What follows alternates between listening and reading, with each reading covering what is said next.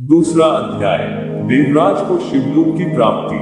श्री शौनक जी ने कहा, आप धन्य हैं सूत जी, आप परमार्थ तत्व के ज्ञाता हैं।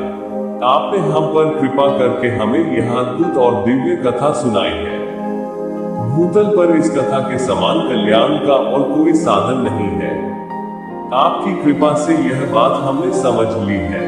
सूत जी, इस कथा के द्वारा कौन से पापी शुद्ध होते हैं, उन्हें कृपा पूर्वक बताकर इस जगत को कृतार्थ कीजिए। सूत जी बोले, मुने, जो मनुष्य पाप, दुराचार तथा काम, क्रोध, मद, लोभ में निरंतर डूबे रहते हैं, वे भी शिव पुराण पढ़ने अथवा सुनने से शुद्ध हो जाते हैं तथा उनके पापों का पूर्णतया नाश हो जाता है। इस विषय में मैं तुम्हें एक कथा सुनाता हूँ।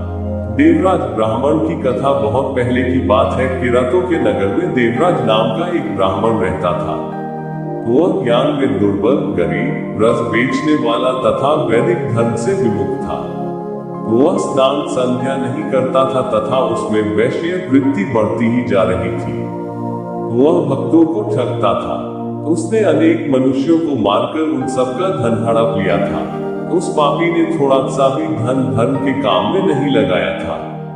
वह वेश्यागामी तथा आचार भ्रष्ट था। एक दिन वह घूमता हुआ दैवयोग से प्रतिष्ठानपुर प्रयाग जा पहुंचा। वहां उसने एक शिवालय देखा जहां बहुत से साधु महात्मा एकत्र हुए थे। देवराज वहीं ठहर गया। वहां रात में उसे ज्वर आ गया और उसे बड़ी पीड़ा होने लगी। वहीं पर एक ब्राह्मण देवता शिव पुराण की कथा सुना रहे थे।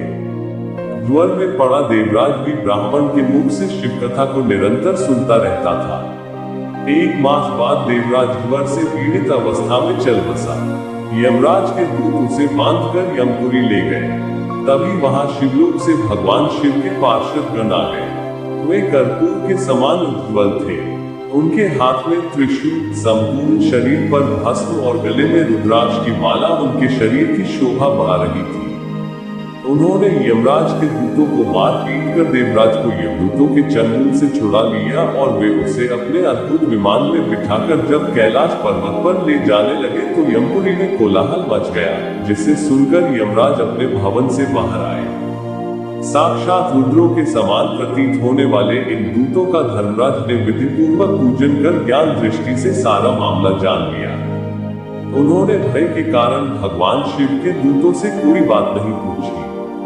तत्पश्चात शिवदूत देवराज को लेकर कैलाश चले गए और वहां पहुंचकर उन्होंने ब्राह्मण को करुणा अवतार भगवान शिव के हाथों में सौंप दिया।